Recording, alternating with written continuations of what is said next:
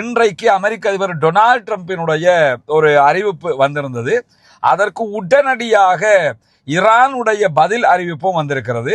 அந்த ரெண்டு அறிவிப்பையும் பார்த்தாலே தெரியும் இந்த யுத்தத்தினுடைய போங்கு எங்க இருக்குது, இந்த யுத்தத்தில் யார் உச்சமாக ஜெயித்து கொண்டிருக்கிறார்கள் என்பதும் நமக்கு தெரியும். நாங்க பெரிய அளவுல உங்களுக்கு உடனே பதிலடி கொடுக்காம ஓரளவுக்கு பதிலடி கொடுத்துக்கிட்டு இருந்ததுக்கான காரணம் என்னன்னு கேட்டா, உங்ககிட்ட இருக்கிற வெப்பன் எல்லாம் குறையணும், அதுக்காகத்தான் நாங்க அதை பண்ணினோம் அப்படின்னு சொல்லக்கூடியவரு, நீங்க யுத்தத்திலிருந்து ஒரு கௌரவமான வெளியேற்றத்தை தேடுறீங்க, இதுவும் எங்களுக்கு தெரியுங்கிறாரு. இப்ப என்னன்னா, நாங்க வந்தோம், ஹாமனியை கொன்றோம், எங்களுடைய சாதனைகளை நிலைநாட்டினோம், அது செய்தோம், இது செய்தோம், நாங்கள் போகிறோம் அப்படின்னு சொல்லி கௌரவமா போறதுக்கு நீங்க ட்ரை பண்றீங்க. கௌரவமா எல்லாம் போக முடியாது, அவமானகரமான தோல்வியோடு தான் நீங்கள் போக வேண்டும் அப்படின்னு சொல்லிட்டு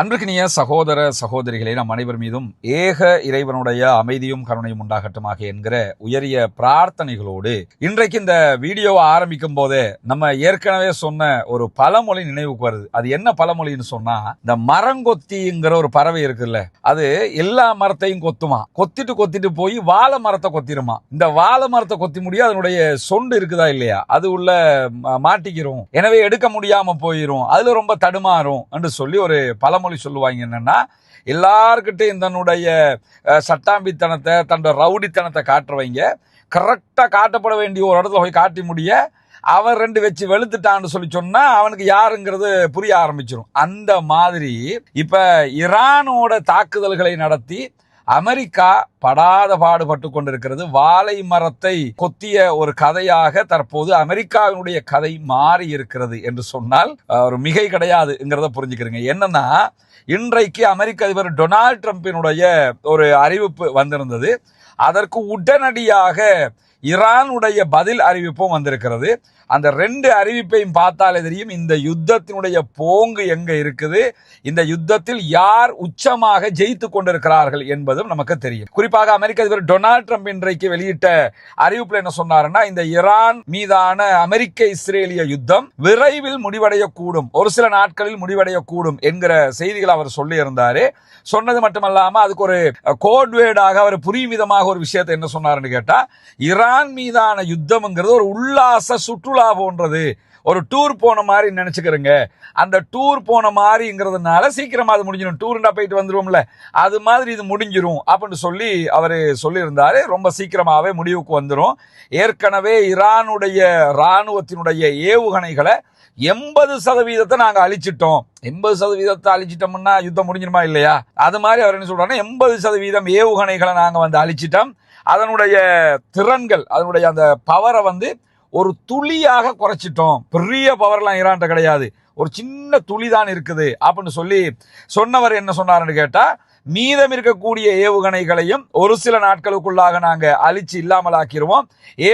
ஏவுகணைகளுடைய பெரும்பாலான பகுதியை வீழ்த்திட்டோம், ட்ரோன்களுடைய பெரும்பாலான பகுதியை நாங்க அழிச்சிட்டோம், இந்த ட்ரோன்களை உருவாக்குகிற இடங்களை எல்லாத்தையுமே நாங்க தாக்கிட்டோம். 3.5 நாட்களுக்குள்ளாக அமெரிக்காவுடைய ராணுவம் 46 உயர்மட்ட ஈரானுடைய கடற்படை கப்பல்களை அழிச்சிருக்குது அப்படின்னு சொன்னாரு. இந்த கப்பல்கள் விஷயத்துல தெளிவா ஒன்றை புரிஞ்சுக்கிறேன், 46 கப்பல்களை அழிச்சிருந்தா அது இந்த உலகத்துக்கு எவ்வளவு பெரிய செய்தி ஆகியிருக்கணும். இலங்கையினுடைய கடற்பரப்புல நின்ன ஒரு ஈரானுடைய கப்பலை அமெரிக்காவினுடைய போர்ஸஸ் சப்மரின் மூலமாக அடிச்சு அழிச்சாங்களா இல்லையா? அது உலகம் முழுக்க செய்தியா போச்சா இல்லையா? ஒரு கப்பலுடைய செய்தியே உலகம் முழுக்க போச்சுன்னா 46 கப்பலை, ஈரானுடைய ஆயுத கப்பலை, நாங்க ராணுவ கப்பலை அழிச்சிருக்கிறோம்ங்கிறாங்க. அந்த 46 கப்பலை பற்றிய செய்தி சாதாரணமான ஒரு செய்தியா? ஆனா டொனால்ட் ட்ரம்பை தவிர யாருமே 46 கப்பலை அழிச்ச கதையை சொல்றதை நீங்க பார்த்திருக்க மாட்டீங்க. அதுல வேற இந்த பீத்து இருக்குல்ல, கட்டுற கதை எல்லாமே கம்பி கட்டுற கதையா இருக்குது.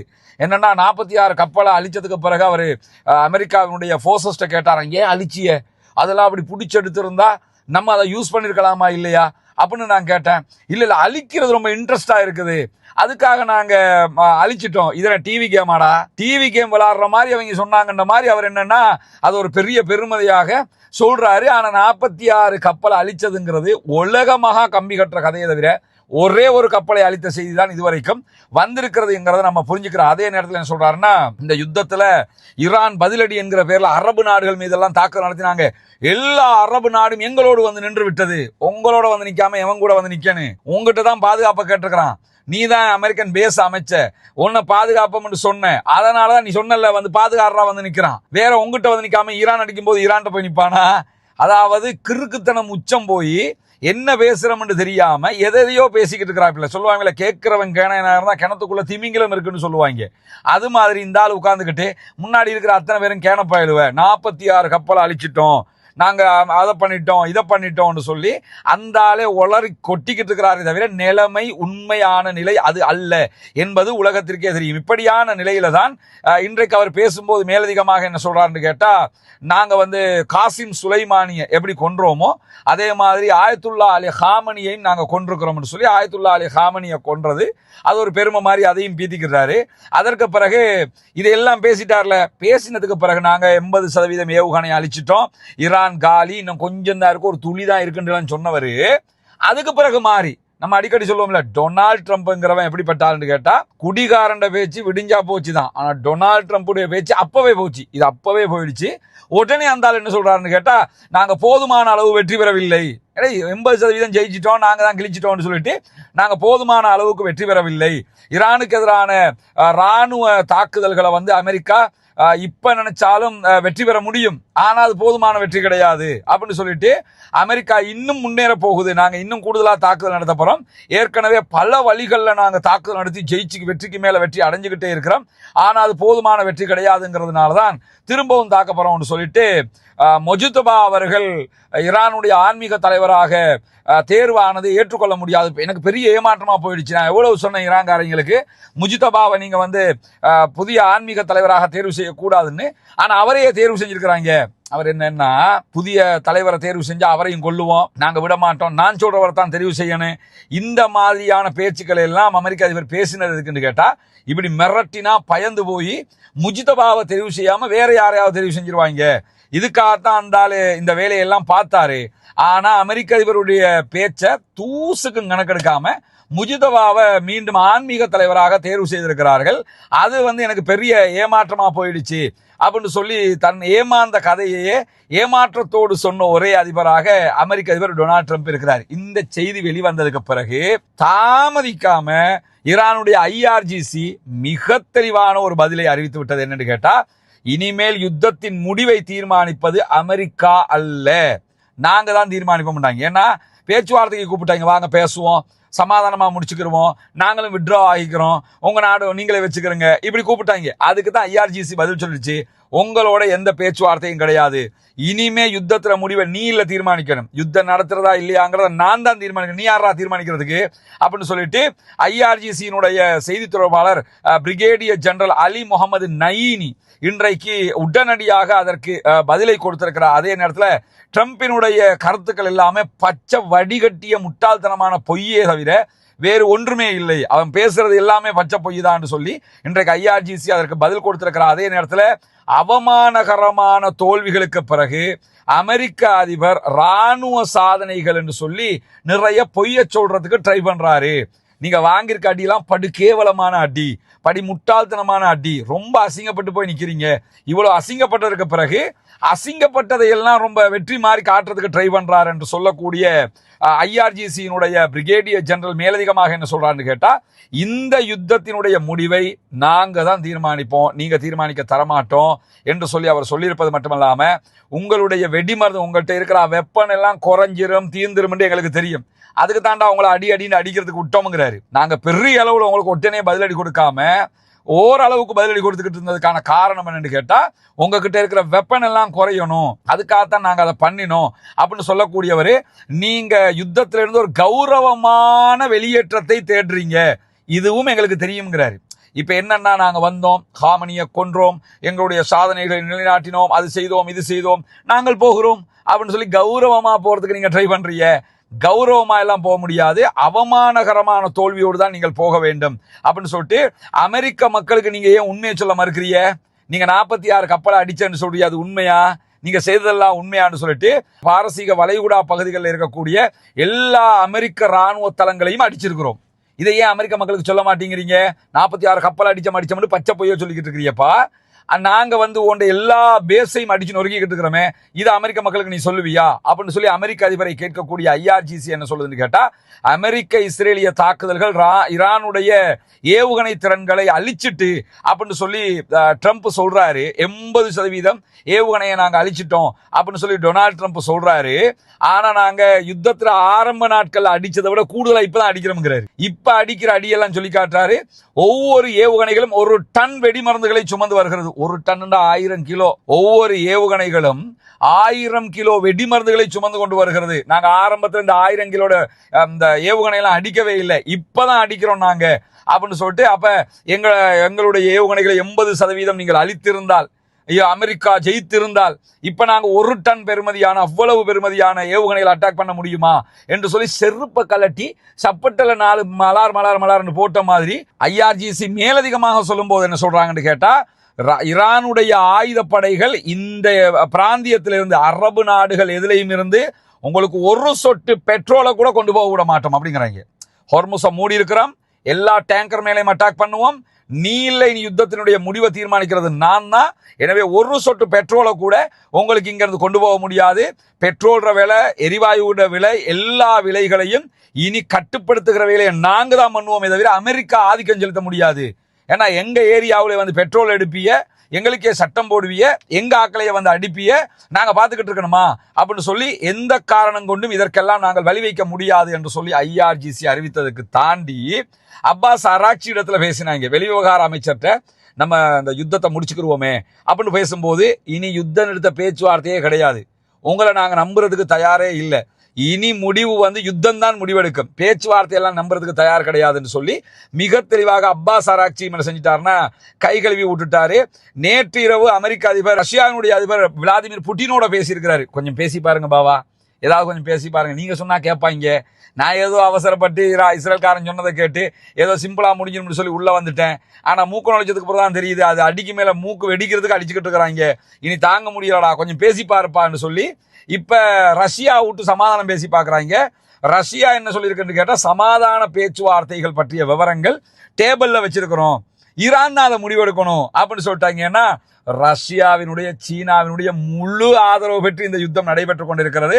அதனாலதான் பாத்தீங்கன்னா ஆயத்துல்லா அலி காமனிக்கு பதிலாக முஜ்தபா அலி காமனி தேர்வு செய்யப்பட்டதோட முதல்ல வாழ்த்து சொன்னது ரஷ்யா, விளாடிமிர் புட்டின். இரண்டாவதாக வாழ்த்து சொன்னது சீனா. அதற்கு பிறகுதான் ஓமான் மற்ற நாடுகள் எல்லாம் வாழ்த்து சொன்னது. இந்த 2 நாடு தான் முதல்லையே வாழ்த்து சொன்னது. ரொம்ப சூப்பரான, அமெரிக்காவே தெரித்து ஓடுகிற அளவுக்கு உண்டான தாக்குதல்கள் நடக்கிற இந்த சந்தர்ப்பத்தில் நாடாளுமன்ற சபாநாயகர், ஈரானுடைய நாடாளுமன்ற சபாநாயகர் முகமது பாகர் கலீபாப் விடுத்திருக்கக்கூடிய அறிவிப்பு இதை விட சூப்பரா இருக்குது. டேஸ்டான ஒரு அறிவிப்பு. அவர் சொல்லியிருக்கிறார் என்ன கேட்டா, இஸ்ரேலுடனான பேச்சுவார்த்தைகள் மூலமாக இந்த யுத்தத்துக்கு முற்றுப்புள்ளி வைக்கிறதுங்கிற கதையே கிடையாது. இஸ்ரேலோட பேச்சுவார்த்தை நடத்தி, அமெரிக்காவோட பேச்சுவார்த்தை நடத்தி யுத்தத்தை நிறுத்துங்கிற கதையே எங்கள்கிட்ட கிடையாது. நாங்க யுத்த நிறுத்தத்தை எதிர்பார்க்கவே இல்லை. அவருடைய எக்ஸ்பேஜ்ல தெளிவா இருக்காரு, சீஸ் ஃபயரை நாங்க எதிர்பார்க்கவே இல்லை. இஸ்ரேலை அடிச்சு நொறுக்கிறதும் அமெரிக்காவுடைய பேஸுகளை அடிச்சு நொறுக்கிறது தான் எங்களுடைய வேலையாக இருக்குன்னு சொல்லிட்டு ஆக்கிரமிக்க வரக்கூடிய அமெரிக்காவுக்கும் இஸ்ரேலுக்கும் இது ஒரு பாடமாக அமையணும்.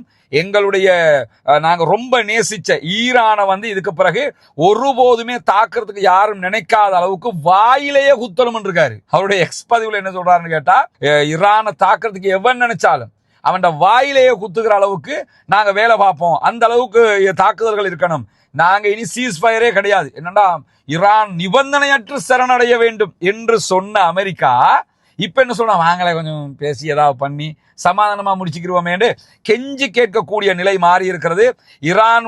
ஈரானோட யுத்தம், பிறகு பேச்சுவார்த்தை, பிறகு யுத்தம், பிறகு பேச்சுவார்த்தை, இந்த மாதிரி ஒரு ரொட்டேஷன்ல போறதுக்கு நாங்க தயார் இல்லைன்னு சொல்லி இன்றைக்கு ஈரானுடைய பாராளுமன்ற சபாநாயகர் கலீபாப் சொல்லியிருக்கிறது மட்டுமல்லாம, எப்பொழுதுமே சமாதானம் பேச வர்றது ஏன்னு கேட்டா, இஸ்ரேல் எங்கெல்லாம் தோக்குற நேரத்துல எங்களோட வாங்க சமாதானம் பேசுவோம், வாங்க நம்ம யுத்தத்தை முடிச்சுக்கிறோம். 12 நாள் வார்லையும் இதைத்தான் பண்ணீங்க. இப்ப நீங்க தோல்வி அடைகிற நேரத்துல மீண்டும் சமாதானம், வாங்க யுத்த நிறுத்தம் பேச வர்றீங்க. இனி யுத்தத்தை நிறுத்துறத பத்தி நாங்க தான் தீர்மானிப்போம், அமெரிக்கா கிடையாது. இந்த ஹொர்முஸ் பகுதியில் வர எல்லா கப்பலுக்கும் அடிப்போம்னு சொல்லி சிம்ம சொப்பனமான ஒரு பதிலை சொல்லியிருக்கிறார்கள். உண்மையிலே இந்த இடத்துல நம்ம அத்தனை பேருமே எதிர்பார்க்கறது இதைத்தான். என்னன்னா, இந்த ஷியா சன்னி பிரச்சனையை உண்டாக்கி விட பார்க்குறாங்க, எதையோ செய்ய பார்க்குறாங்க. நன்றாக ஒன்றை புரிந்து கொள்ளுங்கள், அமெரிக்கா இனி எந்த நாட்டுக்குள்ள நிக்கோலஸ் மதுரோவினுடைய வெனிசுவேலாவுக்குள்ள பூந்து அவரை தூக்கிட்டு போனது என்ன? எவ்வளவு அராஜகம் ஒவ்வொரு நாட்டில். இந்த மாதிரி எந்த நாட்டுக்குள்ளேயும் சட்டாம்பித்தனம் பண்றது, அராஜகம் பண்றது இருக்கக்கூடாதுங்கிறதுக்கு தான் அல்லாஹு தாலா ஈரான் மூலமாக அமெரிக்காவுக்கு இந்த ஒரு பாடத்தை படித்து கொடுக்கிறான் என்பதை நம்ம புரிய முடிகிறது. இந்த நிமிடம் வரைக்கும் ஈரானுடைய கை ஓங்கிக் கொண்டே இருக்கிறது என்பதை நீங்கள் புரிந்து கொள்ள முடியும். அதனாலதான் ஈரான்கிட்ட போய் இப்ப சமாதானம் பேசுறாங்க, சீஸ்ஃபயருக்கு கெஞ்சுறாங்கிற காட்சிகளையும் நம்ம பார்த்துக்கிட்டு இருக்கிறோம். பொறுத்திருங்கள், நம்முடைய இரவு அப்டேட்ல இன்னும் பல சுவாரஸ்யமான செய்திகளும் அமெரிக்காவுடைய கெஞ்சல்களும் கதறல்கள் பற்றிய செய்திகளும் இருக்கிறது. தொடர்ந்தும் இணைந்திருங்கள். ரஸ்மின் மேசி நியூஸ் மற்றும் ரஸ்மின் டாக்ஸ் ஆகிய 2 சேனல்களோடும் இந்த உண்மை செய்திகளை உங்களுக்கு கொண்டு வந்து தந்து கொண்டே இருக்கிறோம். அதே போன்று ஆக்கிரமிப்பாளர்களுக்கு எதிராக தொடர்ந்தும் அல்லாஹ்விடத்திலே பிரார்த்தனை செய்யுங்கள். புனிதமிக்க ரமதானுடைய மாதத்திலே ஆக்கிரமிப்புகள் நீங்க வேண்டும், மத்திய கிழக்கு அமைதி பெற வேண்டும், முழு உலகம் அமைதி பூங்காவாக மாற வேண்டும், ஜனநாயக ரீதியில் ஆக்கிரமிப்பாளர்களுக்கு எதிராக குரல் எழுப்புவோமாக. அன்பிற்கினிய சகோதர சகோதரிகளை, நம் அனைவர் மீதும் ஏக இறைவனுடைய அமைதியும் கருணையும் உண்டாகட்டுமாக என்கிற பிரார்த்தனைகளோடு இன்னைக்கு நம்ம நிற்கக்கூடிய இந்த இடம் ஒரு பெரிய வாட்டர் டேங்க். அதுக்கு மேலே தான் நம்ம நின்றுக்கிட்டு இருக்கிறோம். இந்த டேங்க் கட்டப்பட்டு இன்றைக்கு மக்களுடைய பாவனைக்காக நம்ம ஒப்படைச்சிருக்கிறோம். இது பொத்துவில் ஒருக்காமலை பகுதிகளில் இருக்கிற ஹிஜ்ரத் நகர் பள்ளிவாசல் வளாகத்துக்குள்ளே தான் நம்ம கட்டியிருக்கிறோம். அங்கே தெரிகிறது பள்ளிவாசல். அந்த கிணறு பாலடைஞ்ச கிணறு. இந்த ஏரியா மக்களுக்கு தண்ணீர் தேவை இருந்த காரணத்தினால இந்த டேங்க் கட்டப்பட்டு இன்றைக்கு அவர்களுக்காக ஒப்படைக்கப்பட்டிருக்கிறது. அல்லாஹ்வினுடைய உதவியால் இந்த டேங்கை கட்டுறதுக்காக உதவி செய்தவர்களுக்கு அல்லாஹு தாலா மென்மேலும் அதிக கூலிகளை கொடுக்க வேண்டும். குறிப்பாக ஒரு மிகச்சிறந்த சதகத்துல் ஜாரியாவாக இந்த பணியை அவங்க பண்ணியிருக்கிறாங்க. அல்லாஹ் அவர்களுக்கு நிறைய கூலிகளை கொடுக்க வேண்டும் என்கிற பிரார்த்தனையை நம்ம அத்தனை பேரும் அவர்களுக்காக செய்ய கடமைப்பட்டுக்கிறோம். இந்த மக்களும் கண்டிப்பாக அவங்களுக்காக பிரார்த்தனை. இந்த ஏரியாவில் இருக்கக்கூடிய மக்களுக்கான வீடுகளுக்கான தண்ணீர் தேவைகளை முழுவதுமாக பூர்த்தி செய்யக்கூடிய விதமாகத்தான் இந்த இடத்துல ஏற்கனவே ஆழ்துளை கிணறு நம்ம அடிச்சிருக்கிறோம். கீழே அடித்து 2-3 இடத்துல நம்ம அடித்ததில் தண்ணி எடுக்க முடியாமல் போயிடுச்சு, ஃபெயிலியர் ஆகிடுச்சு. சாயில் டெஸ்ட் எல்லாம் பண்ணி கரெக்டாக பெரிய மெஷினரிஸை கொண்டு வந்து தான் நம்ம இந்த தண்ணீர் இருக்கிற இடத்தெல்லாம் செக் பண்ணி தான் நம்ம தோண்டினோம். அப்போவும் அது ஃபெயிலியர் ஆகி போய் கடைசியில் ஒரு இடத்துல தண்ணீர் முழுவதுமாக நமக்கு பெற்றுக்கொள்ள முடிஞ்சது. அந்த அடிப்படையில் அந்த தண்ணீரை சேமித்து வைக்கிறதுக்கு தான் இவ்வளோ பெரிய டேங்கையும் நம்ம கட்டியிருக்கிறோம். முழுவதும் காங்கிரீட்லேயே எழுப்பப்பட்ட ஒரு டேங்காக இருக்கிறது. எனவே அல்லாஹ்விடத்தில் இதற்கான உதவியை தந்தவர்களுக்கு கண்டிப்பாக பிரார்த்தனை செய்யுங்கள். இந்த மக்களும் கண்டிப்பாக அவர்களுக்காக பிரார்த்தனை செய்வார்கள். அஸ்ஸலாமு வரஹ்மத்துல்லாஹி வபரகாத்துஹு. நான் சர்வதேபுரம் எடுக்கிறேன் என்ற கிராமத்தில் இருக்கிற மஸ்ஜித் ஷபா பள்ளிவாசல் வந்து கேட்கிறேன். இந்த கிராமத்தில் ஆரம்ப காலமாக 15 வருஷம் 20 வருஷமாக வாழ்ந்து வராங்க. நெஞ்சத குடிநீர் மட்டும் இல்லாமல் மற்ற ஏழைய தேவைக்குமான குடிநீர், இந்த நீர் வந்து பிரச்சனைக்காக இருந்துச்சு. பல கிணறுகளை பல இடத்துல அடித்து பார்த்தோம், தண்ணி எங்களுக்கு வர கிடைக்கல. கடைசியாக இந்த பள்ளிவாசல் காணிக்குள்ளே ஒரு கிணறு ஒன்று அமைக்கிறேன்னு சொல்லி ஒரு முடிவொன்று எடுத்து வச்சுருந்தேன். அதை எங்களோட மௌலவி ஒரு முடிவோடு வந்திருந்தாங்க. அது சப்ஜெக்ட் இதாகிடுச்சு. அவங்கள நோக்கம் என்னென்னா அந்த கிணறு தண்ணி எடுத்து மக்களுக்கு கொடுக்கணுமென்ற யோசனையோட வந்தாங்க. வேறு அரைகுறை முடிச்சு விட்டு போகணுமென்ற ஐடியோட வரல. இது வந்ததில் கிணறு ஒன்று அடித்து டாங்கி கட்டி இந்த தண்ணி மக்களுக்கு இப்போ அந்த 10-12 வருஷமாக இல்லாத கஷ்டத்தை இப்போ நிவர்த்தி செஞ்சு மக்களும் தண்ணியை சந்தோஷமாக பாவச்சிக்கிறாங்க. அந்த இதுக்கு உதவி செஞ்ச அனைவருக்கும் அல்லாஹ் சொர்க்கத்தை கொடுக்கணும், சதக்கத்துல் ஜாரியான்ற நன்மையை அவங்களுக்கு அல்லாஹ் கொடுக்கணும் என்று சொல்கிறேன். ஜஸாக்கல்லா. உங்களோட தலைவர் கோரிக்கை வச்சார், வந்தோம், உங்களுக்குரியதை செஞ்சு தந்திருக்கிறோம். எங்களால் முடிஞ்ச பணி அது. ரெண்டாவது அதில் நாங்கள் தலைவர் சொன்ன மாதிரி ஏற்கனவே கிணறு அடித்து ஃபெயிலியர் ஆகி அதான் மெஷினே கொண்டாந்து அடித்தோம். உங்களுக்கு சும்மா நாங்கள் வந்து சும்மா ஃபோட்டோ வீடியோவுக்கு செஞ்சுட்டு போய் வேலையில் தானே, அதுக்கு தான் அந்த பெரிய மெஷினை கொண்டு வந்து அடித்து செக் பண்ணி ஃபஸ்ட்டு காக்கில் கொண்டு வந்து தண்ணி இருக்கான்னு செக் பண்ணி அவன் செக் பண்ணி சொன்ன இடத்துல ஃபெயிலியர் ஆகிட்டு அதுக்கப்புறம் திருப்பி மற்ற இடத்துல அடித்து மாஷா அல்லாண்டு இப்போ கட்டி உங்களுக்கு ஒப்படைச்சிருக்கிறோம். அதான் அஃபீஷியலாக கொண்டு வந்து உங்கள்கிட்ட இன்றைக்கி நாங்கள் தந்துட்டு போயிடணுமே அந்த செஞ்சோமுங்கிறத. அதான் அஃபீஷியலாக இன்றைக்கி தலைவரை கூப்பிட்டு நீங்கள் தண்ணியை யூஸ் அன்றைக்கி நான் சொல்லிட்டேன், தண்ணியை யூஸ் பண்ணிக்கொள்ளுங்க, யூஸ் பண்ண தலை வேணும். இதுக்கு அஃபிஷியலாக கொடுத்துருக்குறோம். அல்ஹம்துலில்லாஹ் இதுலேயும் பைப்லைன் அடிச்சிருக்குது. உங்களுக்கு தேவையான மாதிரி வேண்டிய அளவுக்கு எடுத்துக்கொள்ளலாம். அல்ஹம்துலில்லாஹ் எங்களோட பணி. இதுக்காக உதவி செஞ்சவங்களுக்கு கட்டாயம் துவா செய்யுங்க. அவ்வளோதான் நம்ம செய்ய வேண்டியது. சரியா? ஜஸாக்கல்லாஹு ஹைர். அது மட்டும் இல்லை, இப்போ இந்த விஷயத்தோட பள்ளிவாசல் ஒன்று அமைக்கிறதுக்கு ஒரு ஏற்பாடும் செஞ்சுக்கிறாங்க. அதுவும் வெகு விரைவில் நடக்கும். எல்லாரும் நல்லது நடக்கணும் என்று துவா செஞ்சு விடுவோம். நிச்சயமாக நல்லது நடக்கும். அந்த எண்ணத்தோடான இவர் வந்துக்கிறார். நம்மளோட கிராமத்தில் வீடெல்லாம் கட்டி கொடுத்துருக்காங்க. இன்னும் கட்ட வேண்டிய வீடு இருக்கு, கொடுத்துருக்கு. ஆக்களுக்கு வீடு இன்னும் கட்டப்பட்டு கொண்டிருக்கு, கட்டப்படும். நிச்சயமாக நடக்கும். வேறு குறையில் விட்டு போகிறதுக்கு வரல. முடிக்கணும் என்ற எண்ணத்தோடான எண்ணியத்தை வச்சு வந்துக்கிறாங்க. நிச்சயமாக நடக்கும். எல்லாரும் பிரச்சனையும் நடக்கும். எல்லாரும் துவா செஞ்சுக்கணும். 5 வீடு கொடுத்துட்டோம். இன்னும் ரொம்ப இன்றைக்கு ஆரம்பிக்க இருந்தால் மழை அடுத்ததுகளை ஏண்டா நாங்கள் உங்களுக்கு தந்த வாக்குறுதி ப்ளஸ் என்னென்னா அந்த வீடும் இப்போ நான் வெளியிலேருந்து யார்ட்டையும் லட்சக்கணக்கு காசை கொண்டாந்து வச்சுட்டு கட்டலை. எல்லாமே யூடியூப்பில் சொல்லி கொஞ்சம் கொஞ்சமாக சேமித்து தான் கட்டிக்கிட்டு இருக்கிறோம். அதனால தான் கொஞ்சம் லேட் ஆகுது. மீதி ஆக்களுக்கு இன்ஷா அல்லாஹ் அதை செஞ்சு தருவோம். துவா செய்யுங்க இன்ஷா அல்லாஹ். நீண்ட கால கனவுகள் நிறைவேறிவிட்டது. எங்களுடைய இந்த ஹிஜ்ரத் நகருக்குரிய குறைபாடுகள் மீண்டும் இருக்கிற குறைகளை தீர்த்து தருவாங்கன்னு சொல்லி நாங்கள் அல்லாஹ் தஆலா கிட்ட கேட்டு அவங்களுக்கும் நன்றியுடைய கூறி விடைபெறுகின்றோம். நன்றி. அஸ்ஸலாமு அலைக்கும். தொடர்ந்து நம்ம மக்கள் பணிகளை செய்து வருகிறோம். இது போன்ற பல நல்ல பணிகளுக்காக நீங்கள் உதவி செய்து வருகிறீர்கள். எனவே தொடர்ந்தும் உங்களுடைய உதவிகளையும் ஒத்துழைப்புகளையும் எதிர்பார்க்கிறோம். நிறைய மக்களுக்கு நிறைய தேவைகள் இருக்கிறது. எனவே உங்களுடைய உதவிகளை கொண்டுதான் இந்த தேவைகளை நிவர்த்தி செய்ய முடியும். சதகத்துல் ஜாரியாக்களில் இணைந்து கொள்ளுங்கள். நாளை மறுமையிலே நிரப்பமான கூலியை பெற்றுக்கொள்வதற்கும் நரகத்திலிருந்து விடுதலை பெறுவதற்கும் இந்த சதகாக்கள் நமக்கு பலனளிக்கும் என்பதை கூறி முடித்துக் கொள்கிறேன். வாஹர் தஅவானா அல்ஹம்துலில்லாஹி ரப்பில் ஆலமீன்.